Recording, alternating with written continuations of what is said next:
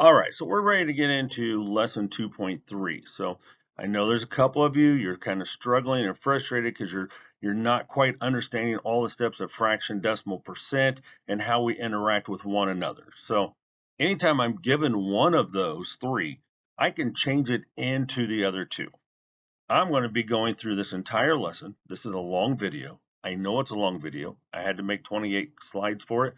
And please understand, when I'm asking you to spend the time to do it, I've spent a lot more time. I've literally spent hours to create just these 28 slides because everything, I changed colors, I put their own animation, so it's taken me a lot longer.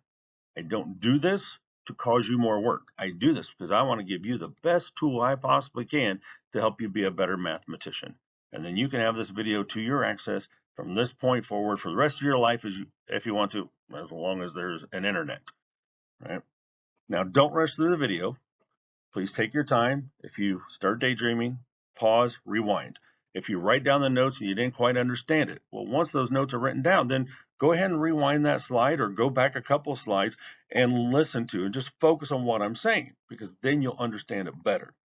I don't want you rushing through because I don't want you to think, well, I have to finish this video and then do my homework, because you don't. I know it's going to be long, even though I haven't recorded it yet. And therefore, I've set up today as the day to learn the lesson. And then our next school day, which in this case will be Monday, you'll have your assignment. I'm going to give you a little bit of a review of what we're doing here in this lesson, and then I'll give you the entire class period to do the assignment. So please just take your time and take the notes to learn this information, because if you take the time and learn from me, I could help you be a better math student, and you can be more confident leaving sixth grade at the end of May and going into seventh grade. So one of the things that I constantly look at is what they're asking us to do. We want to be able to have a fraction and create a decimal and a percent, or I want to have a decimal and be able to create a fraction and a percent, or I want to have a percent and create a decimal and a fraction. So one of them will lead to the other two if I know the process. And once again, when it comes to math, I may not teach it exactly the way the book does. I'll explain what the book is showing you, but I'm going to teach you the way that I have found out is the easiest way for all sixth graders to learn it, as well as carry it forward and be able to use it from this point forward anytime they're doing math, not just in sixth grade, but also in middle school and high school. So if you learn from me, you'll be a better math student. And my goal is that you're more confident and you truly understand how numbers are working. So as I'm looking at this, I want to be able to take my notes, right? So knowing that I'm going in between all three of these different values, then that's the goal. Now, you've heard me say tools on here. You've heard me say tools in every class that I teach, because I try to provide you with every tool I possibly can as your teacher. Tools are important for whatever job you do, right? So my youngest daughter gets paid for mowing our yard, and therefore she needs the correct tool, right? If she doesn't have the correct tool and all she has is her scissors from cosmetology, it's going to take her a really long time to mow my yard, and she's going to get extremely frustrated, right? So I make sure that I provide her with the tools she needs. I give her a lawnmower, I give her the gas, she's good to go, right? When it comes to school, I provide you with every tool I possibly can to help you be a better student, but it's your job to make sure you have them and that you use them.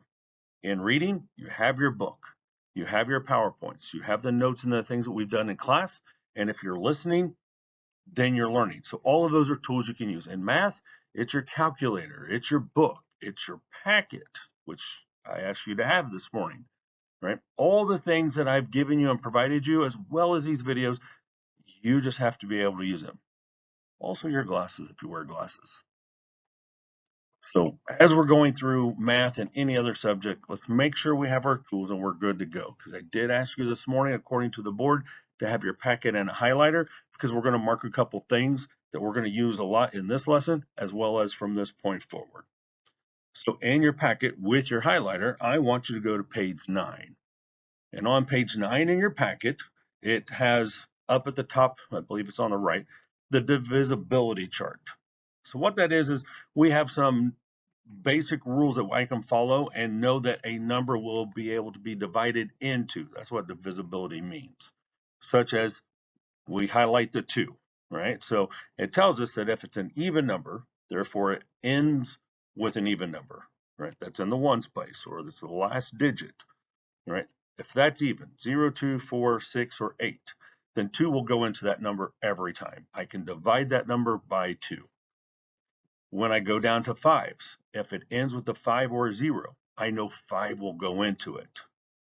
I highlight the 10. If it ends with a 0, then I know 10 will go into it.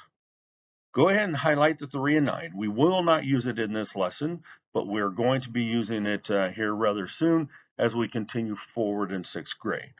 But anytime you need to do divisibility, especially if we're reducing fractions, which we're going to be doing a lot today, this chart becomes very handy for us to use.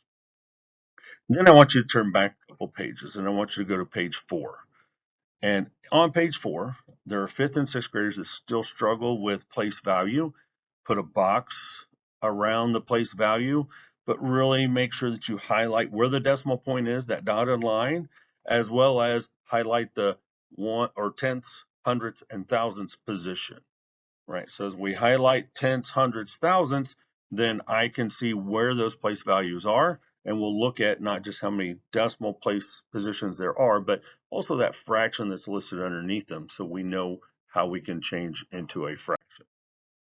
All right, so as we start out, then we look at the idea that 35%, and then the book automatically puts it over 100.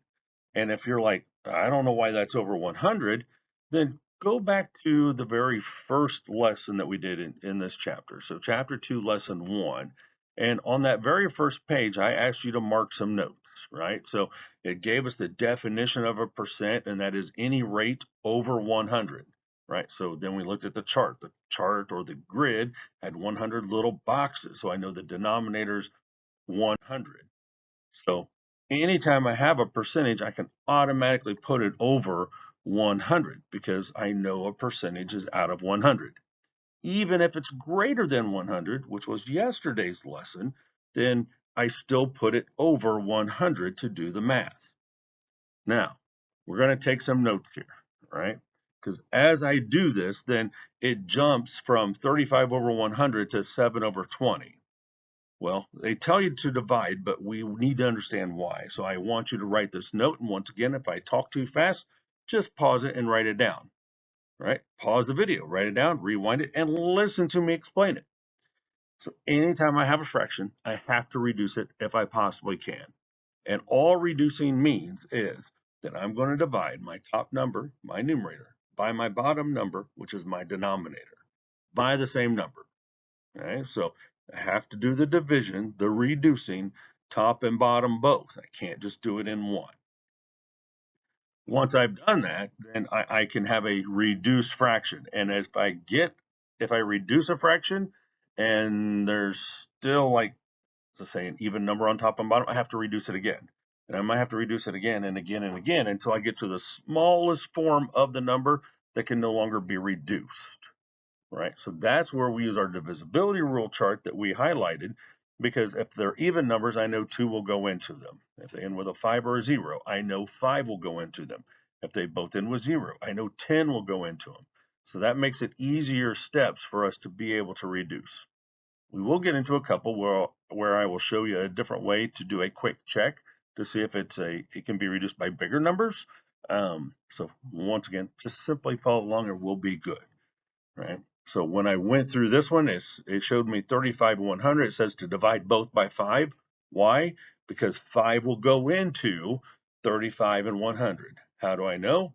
My divisibility chart tells me that 5 will go into both numbers if they end with a 0 or a 5. Right? So if I'm reducing or I'm dividing top and bottom by 5, then I'm good to go.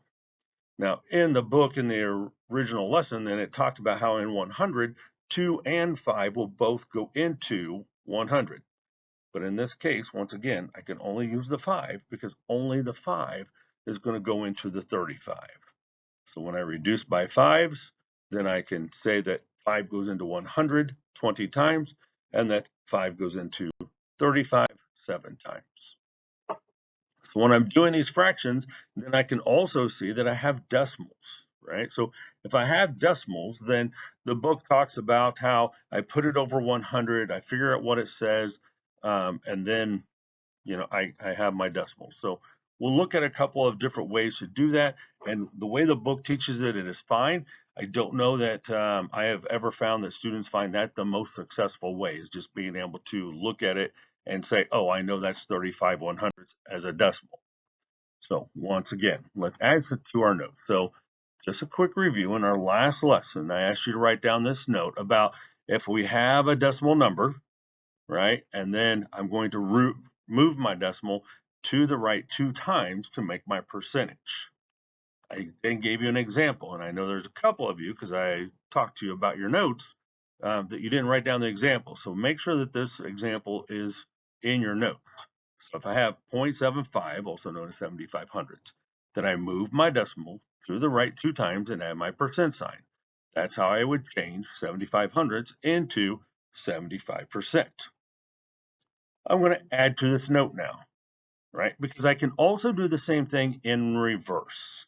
So pause the video and write this note down, and then continue listening and paying attention to me, right? So it says, if I have a percent and I want to make a decimal, then I drop the percent sign. That's my first step, right?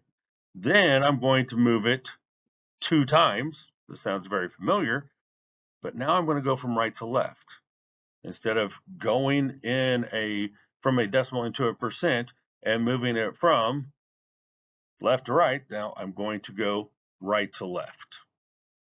So what that tells me is that I'm going to take an example such as 33.5%, and if I need to make it into a decimal, I drop my percent sign, and now I'm going to move, starting where it is, right?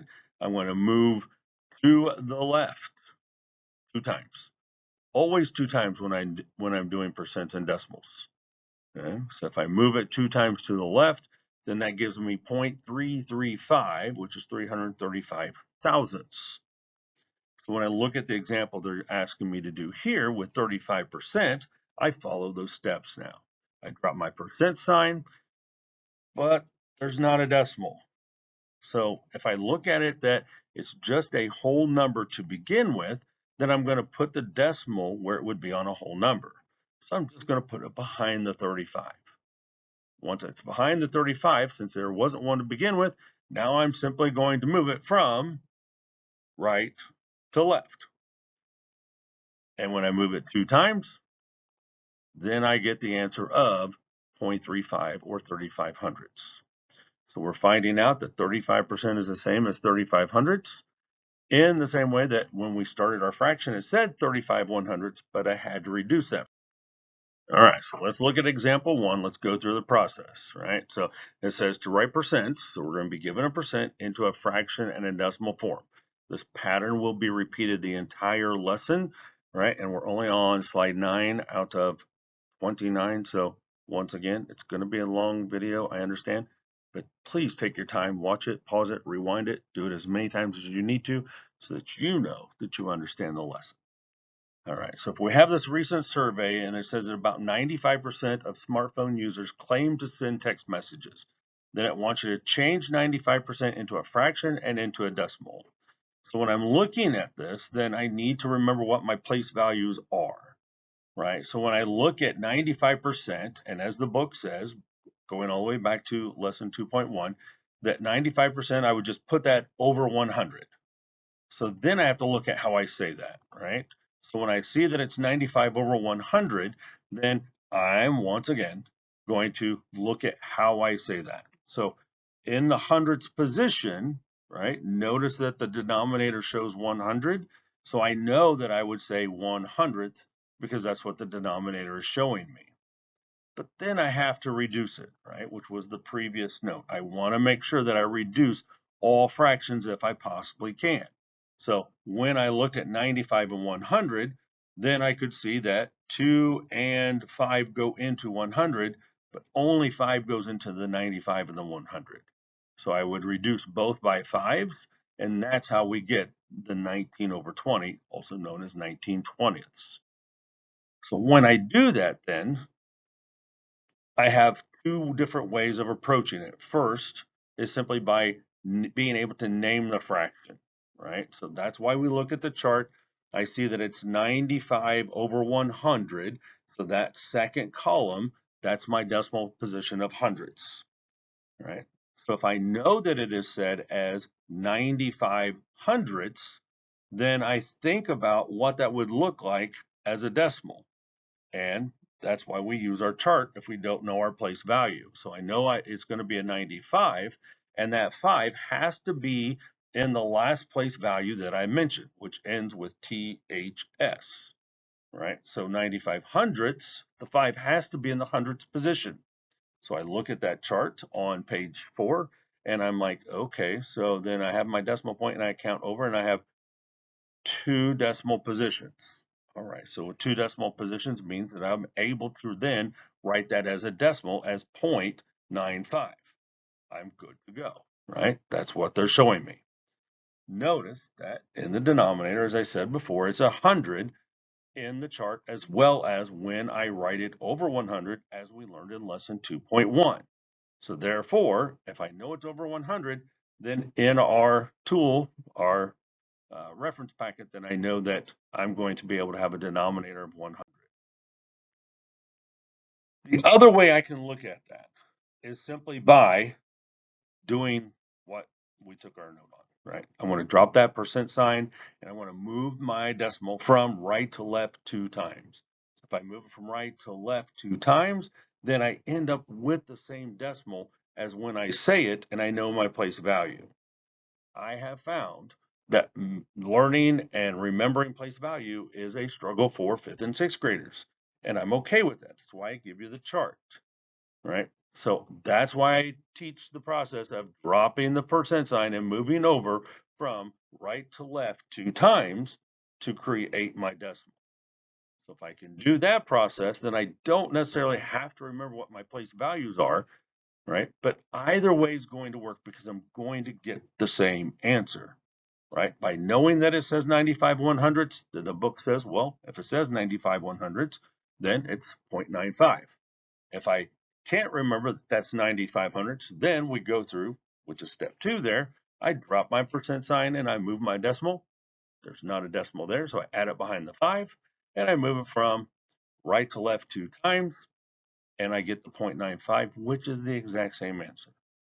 More than one way to do a math problem. You do the way that you are most successful with. All right, when I move into, so continuing on, we see that there's a check. And once again, I want you to try it. Yes, I want you to pause the video, come up with an answer, and check to see how you did. So hopefully you did as I asked, and now you have an answer. Let's see how you did. So they tell us that we have 22%. According to lesson 2.1, then I just have to put the 22 over 100 to get the fraction. Once I put it over 100, then I have to remember to reduce. So page 9, my divisibility rules, they're both even, right? So 2 will go into both of them. So I'm going to reduce top and bottom. Once again, reducing or divisibility means to divide by that number. So 22 divided by 2, 100 divided by 2, I create my new fraction. How many times will 2 go into 100? Well, if you don't know off the top of your head, pick up your handy dandy calculator and type it in. 100 divided by 2 equals, and you're going to see that it goes in 50 times. Do the same thing. Figure out how many times 2 will go into 22. 22 divided by 2 equals, and you're going to get 11. If I look at my divisibility chart, then I have 2, 5, 10, 3, and 9, and 11 and 50 can't be reduced anymore. So we'll get later on into prime numbers, but 11 is a prime number, so I know it can't be reduced. So then I look at the 22%, and I'm going to change it into a decimal. Once again, if we understand that 22 hundredths as a fraction, what that looks like as a decimal, then we can write it down. If not, then let's just follow the steps that we took a note on. I'm going to drop my percent sign. Once again, there's not a decimal, so hopefully you added a decimal behind the second 2. And then you just moved it from right to left 2 times and added your percent or your decimal. So then you found out that that's the same as 0.22 or 22 hundredths. So now we shift gears and we go from having a percent and changing it into fractions and decimals. Now we're going to have a fraction and we're going to change it into percents and decimals. The steps are always the same. We just sometimes do them in reverse. So if we can learn the steps, then we can apply it in all of these situations. The way they're telling you to do it is to take the fraction of 3/20, create a denominator of 100. And that's okay. But some of our numbers, they get really complicated when we have fractions and figuring out what I would multiply my denominator by to get 100. Not that this is a wrong process and not that you can't figure it out with your calculator, but I'm going to show you once again the way that most sixth graders are more successful with. So if you are better at figuring out what my equivalent rate or ratio is to get a denominator of 100, then you can do that process every time because it is a true process. I just find that most sixth graders learn this better by doing it this way. So instead of taking it and figuring out a denominator of 100, if I just look at a fraction as the math that it's written as. So once again, a fraction is division every single time. So in order to go from a fraction into a decimal, I'm simply going to do the division that it tells me to do. My top number, my numerator, always goes inside my box. My denominator, my 20, is always going to be on the outside of the box. So I have my numerator, which is my dividend, it's inside the box. I have my denominator, which is my divisor, on the outside of the box. Now I know I'm going to a decimal, so before I can do any division, because if I ask myself, well, if I have 3 fingers, how many groups of 20 do I have? I don't. So I have to add my decimal, bring it straight up. Don't wait, bring it straight up. All right. And then I'm going to add a 0. Now I ask, will 20 go into 30? Yeah, it will. Right. So 1 times 20 is 20, and I subtract, and I get a remainder of 10. But I can't have a remainder, right? If I'm having a decimal, I can't have a remainder and a decimal together. That doesn't work. So I have to add another 0 and bring it down. Now, will 20 go into 100? It will. How many times? Well, if I don't know, then I take 100 divided by 20 equals, and it tells me 5 even times, because 5 times 20 is 100. So now I don't have a remainder.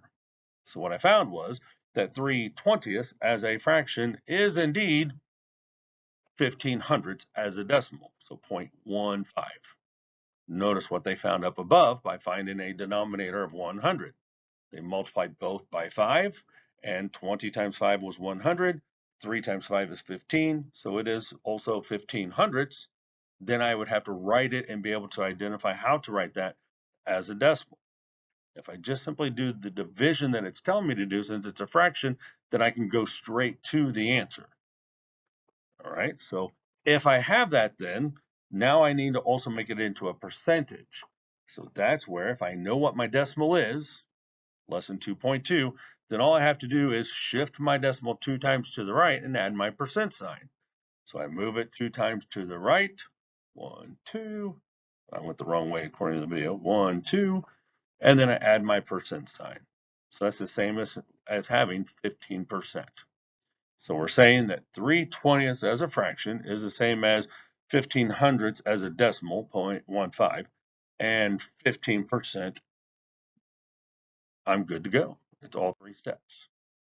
So let's do 9/15. Once again, 9/15 is a fraction. That's a division problem. So I'm always going to look at what the book says, and I can figure out how many times 15 would go into 100 and then multiply the 9 by that. But if I want to follow the steps, just do the division.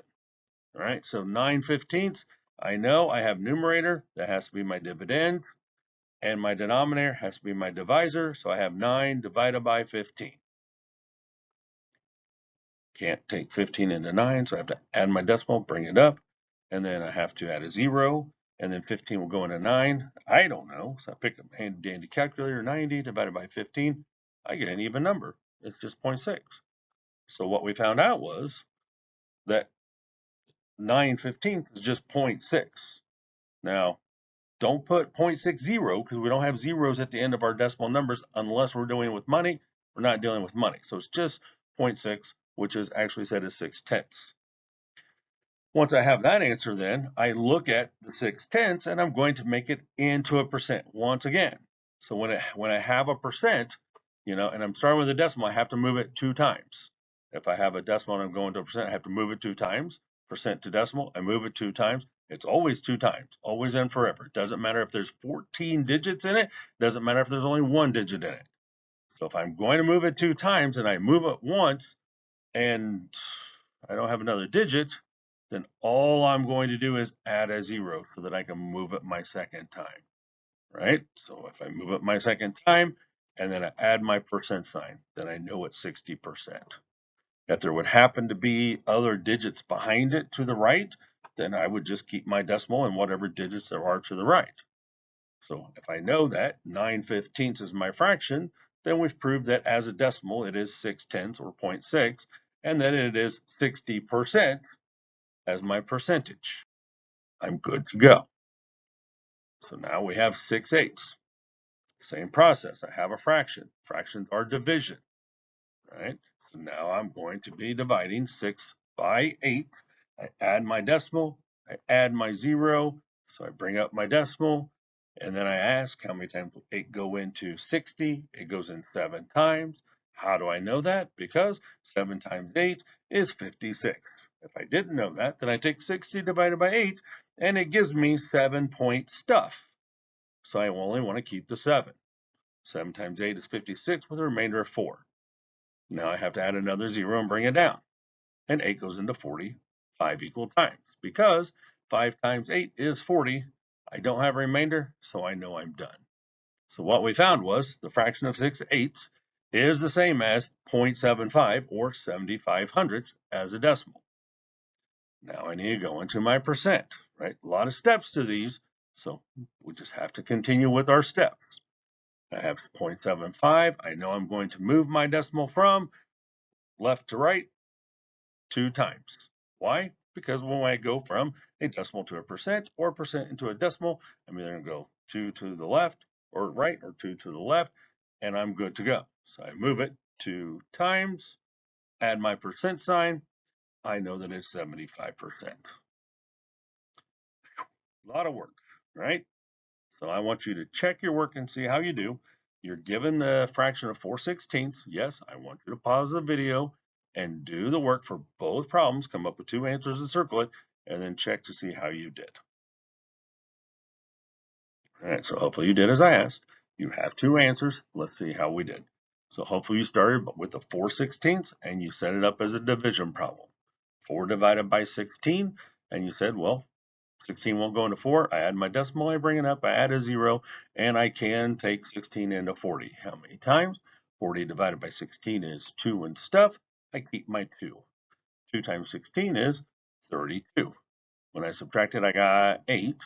Had to add a 0, bring it down, and then I took 80 divided by 16, and that told me that was 5, because 5 times 16 is 80, and you didn't have a remainder.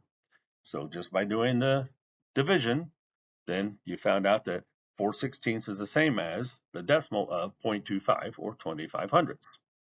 And then hopefully you took the 25 hundredths and then went to your percentage. So if I take 0.25, then I know I'm simply going to move my decimal from left to right 2 times, always 2 times, and I add my percent sign. And hopefully you got 25% as your answer. So 2 answers, 2 circles, and hopefully we have them correct. And if you don't, then please rewind it, check your work, see what your mistakes are. All right, so write mixed numbers as percents. Mixed numbers, well, we haven't really talked about mixed numbers, but that's 4th and 5th grade math. So just a reminder, a mixed number is a whole number with a fraction. That's all there is to it. Now, these are much easier than the book is showing you, so I'm going to ignore what the book is telling you to do, because I'm going to show you the quick and easy way that will always work.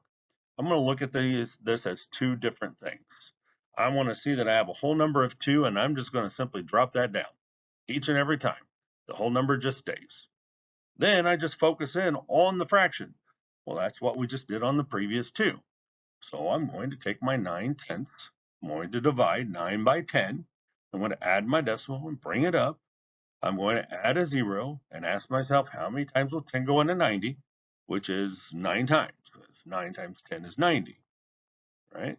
So I'm just going to add that then to the 2. So if it's 2 9/10, this is said in decimal form as 2 9/10. right? So I keep my whole number and bring it down, and then I just solve for the decimal itself and add it to the whole number. When I have the decimal number, then to go to a percent, I'm simply going to move my decimal point 2 times to the right and add my percent sign. So 2.9 is equal to 290%.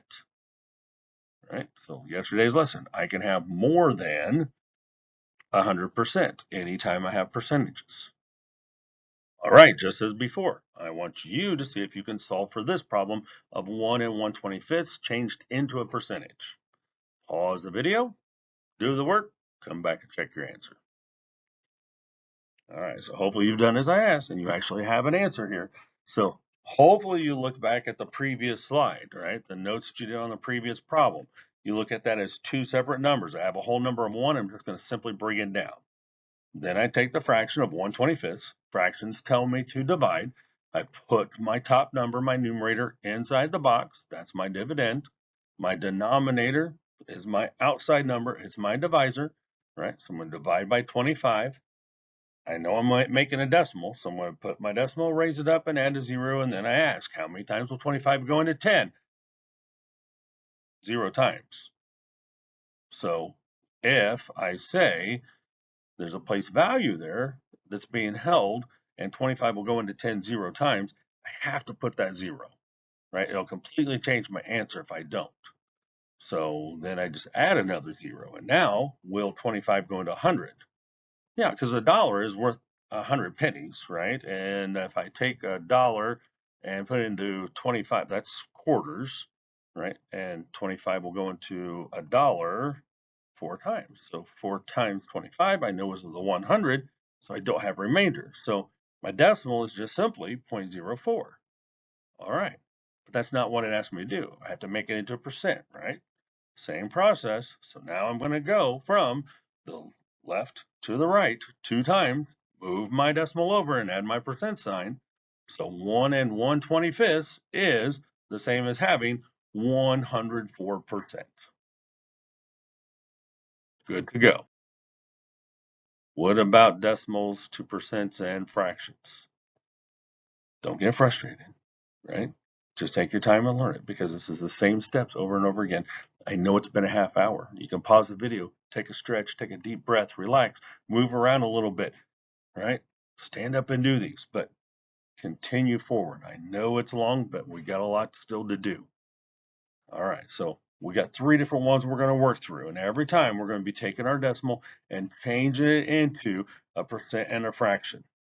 So I start with 0.7. All right, so if I'm going to go fraction to percent, right? So if it says 0.7, then I need a fraction. So I need my fraction bar, and I always just simply take my percent number and put it over whatever the place value is. Now, you can put 0.7 over 100, but that's actually saying 70%.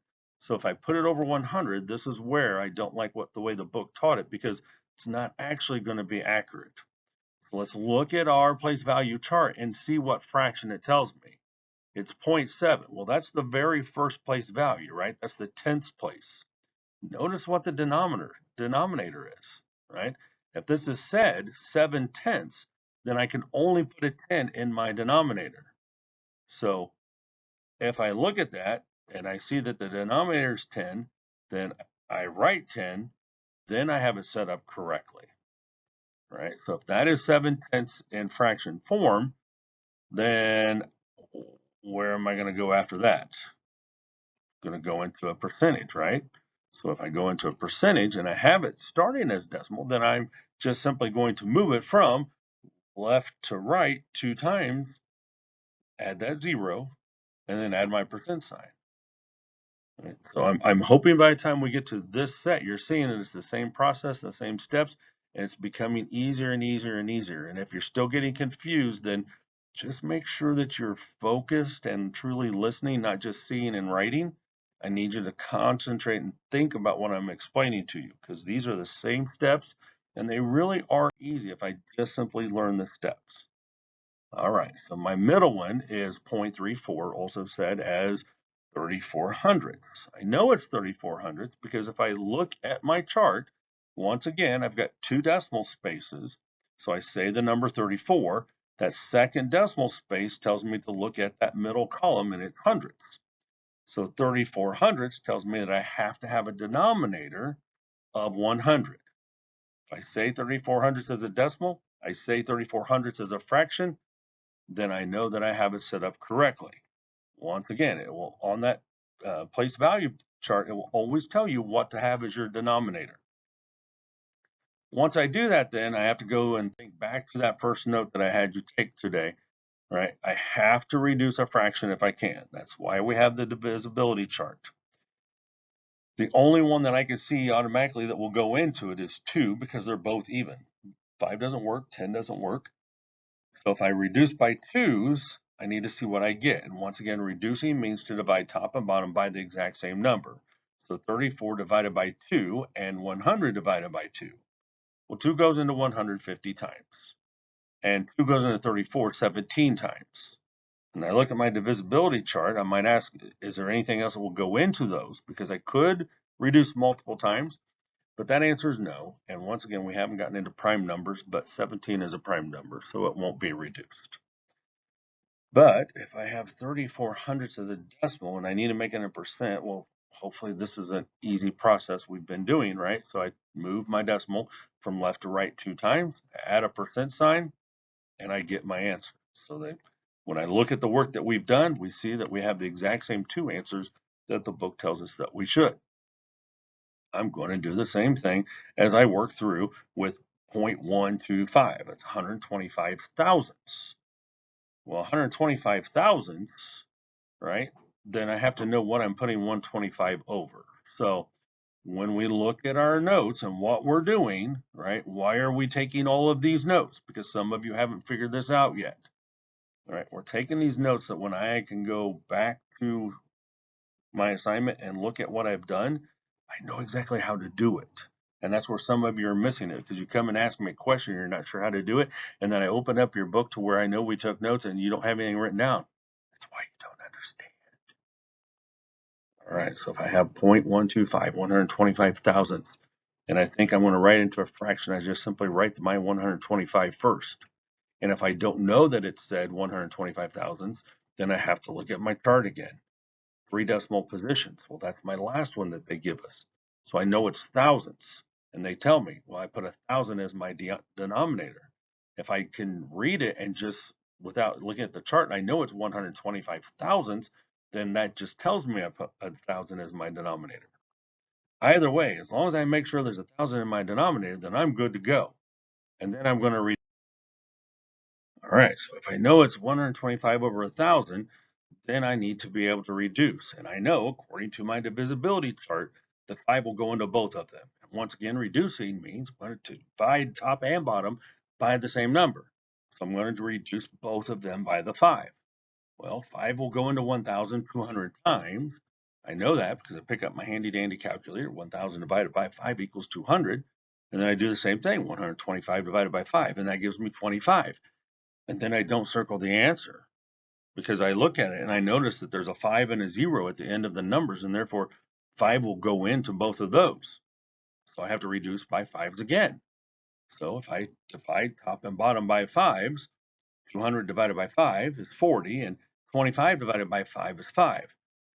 And then I still don't circle my answer because I can reduce it again. Because they end with 5 and 0, I have to reduce by 5s. So 5 will go into 40 how many times? 40 divided by 5 is 8, and 5 divided by 5 is 1. That's easy. 1 as low as I can go. So I know that's my answer. And that's what they tell me my answer should be. And then you're like, that's a whole lot of work. Can't you make that easier for us? I absolutely can. So we're going to do some guessing then to see if we can make this easier. So I wonder if 125 will go into 1,000 evenly. Well, I do that quick check before I just start reducing by 5 by 5 by 5. So I type into my handy dandy calculator 1,000 divided by 125, and I hit equals, and I find out it goes in 8 times. So what that says is I can reduce by 125, top and bottom. And 1,000 divided by 125, we just found out is 8, and 125 divided by 125 is 1. Well, that was done in one step, right? So we made it easier for you instead of having to reduce. But if reducing multiple times until you get to the lowest fraction form works for you, then please do it. Trying to help you figure out what is best for you. All right, so when I know that we can do that, let's see, oh, percentage, right? Well, I go back just simply to my decimal, right? So hopefully you're thinking, well, that one's easy. I just moved my decimal point 2 times, add a percent sign. You're absolutely correct. Once again, if there are digits behind it, that's okay. I just keep it and I keep my decimal where I ended up. I ended up with it in between the 2 and the 5. So I just keep it there and add my percent sign. So I end up with, as they tell me, 12.5%. Hopefully good enough, right? Hopefully you understand it.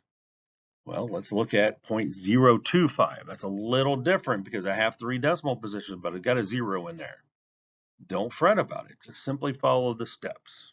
So if I have 0.025 set as 25 thousandths, right? And I know that it's 25 that I write down, but I have to look at that chart, or I have to know that the 5 is in the thousandths position, right? If it's in the thousandths position, I have to have 1,000 as my denominator, right? So if I have 25 over 1,000 and I set that up correctly, well, then I'm going to see if 25 will go into 1,000 evenly, right? If you don't, then you're going to have to reduce by 5s, and then you're going to have to reduce by 5s again. But if I take 1,000 divided by 25, I find out that it does indeed go in evenly. It goes in 40 times. So if I reduce by 25s, then I take 1,000 divided by 25. That gives me 40, like we found on the calculator. And 25 divided by 25 is just simply 1. So I end up with 1/40th as my fraction. When I do my percent, I take my original number once again, and I'm going to simply move my decimal from left to right 2 times. Notice there's a 0 in front.